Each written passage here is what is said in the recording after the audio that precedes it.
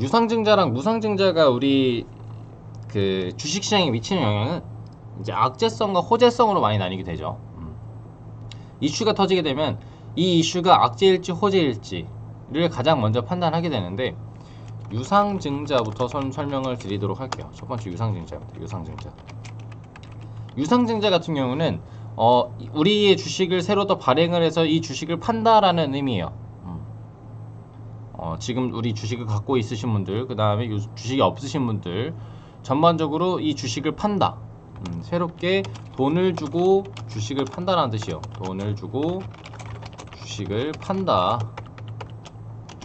자, 이 팔 때에도 왜 우리가 돈을 필요로 하는지를 먼저 알아야 돼요. 자, 이 기업에서 돈을 필요로 하니까 주식을 파는 건데, 왜 돈이 필요한지를 알면 우리가 이해하기 편해요.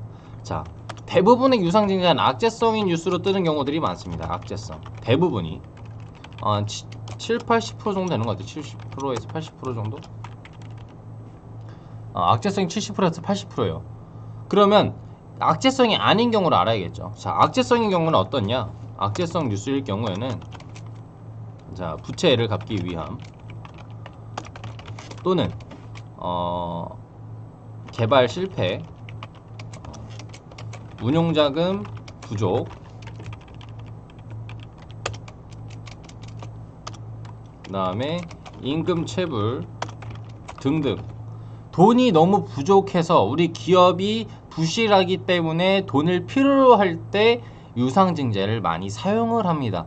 다른 데서 돈을 끌어오기 힘드니까 우리가 유상증자를 한다는 의미로 많이 써요. 그러면 여기서 호재성으로 움직일 때 뭐냐? 신약 개발,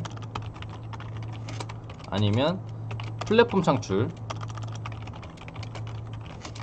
기술 개발 등등, 뭔가 새로운 걸 도전을 하고 내가 지금 여기서 뭔가를 하려고 하는데, 지금 내가 현금 비율은 많지만 여기서 현금을 더 끌어서 쓸 경우에는 우리 기업이 타격을 입을 수가 있고 여유롭지 못하기 때문에 무언가 추가적으로 돈을 그냥 더 받아서 차라리 현금 비중을 더 늘리고 더 편안하게 운용을 하겠다라는 의미에서 신약 개발이나 새로운 플랫폼을 창출하거나 기술을 개발하거나, 아니면은 무언가 추가적인 행위들, 공장을 개발하거나 공장을 신설하거나 등등, 이런 경우에 유상증자를 사용하는 경우들이 있어요. 이런 경우에는 악재성보다는 그냥 단순한 호재성, 그냥 이 기업이 돈은 있지만 뭔가 더 하기 위해서 나중에 이 기업이 뭐 성장하면은 충분히 유상증자에 대한 것들은 이슈가 해소가 되고 오히려 기업 가치가 더 상승할 수 있겠구나 라는 의미로 다가가는 경우들이 많아요.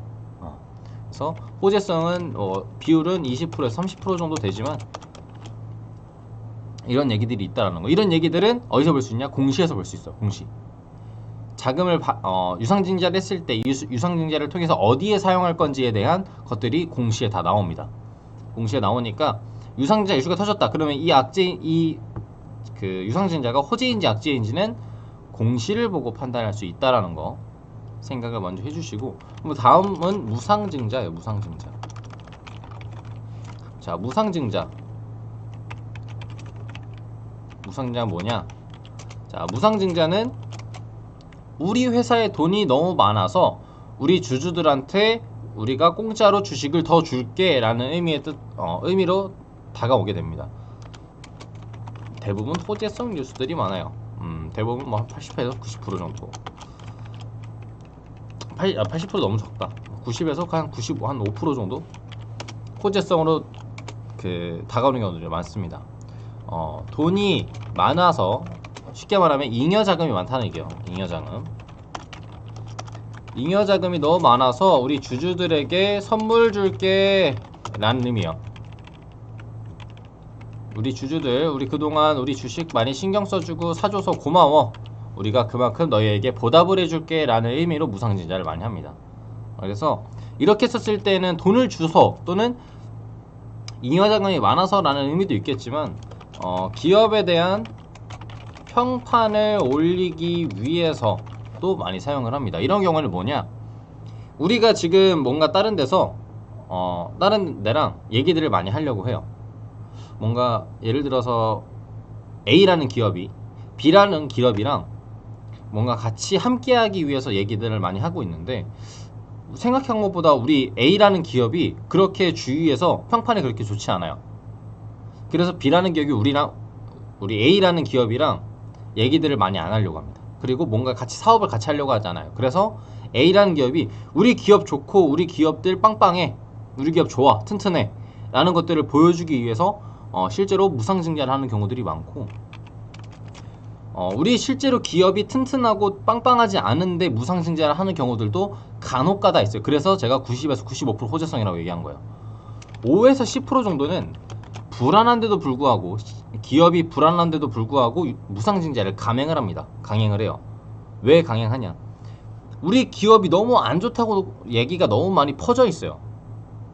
그러니까 기업에서 괜히 불안해서 무상증자를 뿌립니다. 그럼 잉여자금이 더 줄어들게 되겠죠. 남아있는 금액들이 많이 없습니다. 기업은 그래서 점점 축소되고 위태위태해지고 나중에 결국 선택하는 게 유상증자예요. 다시 한 번 더 돈을 받아서 주식들을 팔게 되는 거죠. 그러면 무상증자에 대한 무상증자가 악재성으로 바뀌고 유상증자는 더 악재성이니까 악재 플러스에서 기업이 마이너스 30%, 40%, 50% 가는 거 순식간에 빠질 수 있다 라고 생각을 하시면 될 것 같아요. 그래서 5에서 10% 정도는 조금 안 좋은 악재성으로 또 빠질 수가 있겠다 생각하시면 될 것 같고, 자, 그러면은 이 유상증자와 무상증자가 앞으로 우리 기업 또는 우리가 매매하고 있는 종목에 대해서 어떻게 운영이 되냐. 자, 이런 이제 악재성 유상증자의 경우에는 대부분 마이너스로 시작을 합니다. 마이너스. 그 얘기는 주가가 하락을 한다. 주가 하락으로 다가가는 경우들이 많고, 호재성인 경우에는 좋은 얘기지만 그래도 일단은 리스크적인 부분들이 있기 때문에 어쨌든 유상증자에서 돈을 받은 거기 때문에 주가가 하루 이틀 정도는 평판하게 움직여요. 그냥 평탄하게. 주가가 큰 하락은 아니다. 대신에 그 이후에 주가가 상승을 하는 경우들을 많이 보여줘요. 살짝 눌러줬다가 마이너스 한 5% 정도 눌러줬다가 다음날 뭐 10%, 15% 쭉쭉쭉쭉 올려주는 흐름들이 많이 나옵니다. 그래서 유상증자 이슈가 터졌는데 내가 봤었을 때 뭐 큰 이슈, 안 좋은 이슈들은 아니에요. 뭐 신약 개발을 하고 플랫폼 창출을 하고 기술들을 개발하는 그런 상황에서 유상증자를 한 건데, 다른 사람들, 우리 개인 투자자들이 봤었을 때는 그냥 유상증자를 했다는 게 너무 안 좋아 보이는 겁니다. 그래서 주가들 투매가 나오고 그걸 받아주는 게 우리 외국인 기관들이다. 그래서 하루 정도는 또는 이틀 정도는 주가가 살짝 눌러줄 수 있다. 그리고 나서 반등이 나온다. 그 후 반등이 나온다라는 거 알고 계시면 돼요. 그리고 무상증자는 선물을 줄게 라는 의미이기 때문에 대부분 주가가 상승을 합니다. 상승을 해요. 쉽게 생각하면 시총 그대로예요. 시가총액은 그대로입니다. 근데 주가만 판 거예요. 주식만 더 나온 거예요. 그래서 유동자금, 그러니까 쉽게 말하면 유동 비율이 높아지기 때문에 주식들이 더 많이 움직일 수 있는 유동 비율이 더 높아지기 때문에 주가가 뭐 큰 폭으로 상승하는 건 아니지만 어느 정도 일부 상승한다. 일부 상승.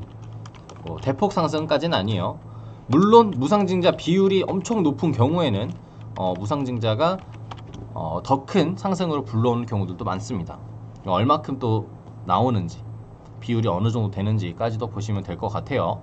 그래서 유상증자, 무상증자에 대한 이슈들에 대해 설명을 좀 해드렸어요. 그래서 유상증자는 우리가 돈을 주고 주식을 판다 라는 의미고, 무상증자는 우리 그냥 돈 안 받아도 되니까 그냥 너희한테 주식 선물로 줄게 라는 의미예요. 그래서 주가가 무상증자의 경우에는 주가가 하락하는 것과 상승하는 것이 상계가 되어서 일부 상승한다라는 걸로 받아들이시면 될 것 같습니다.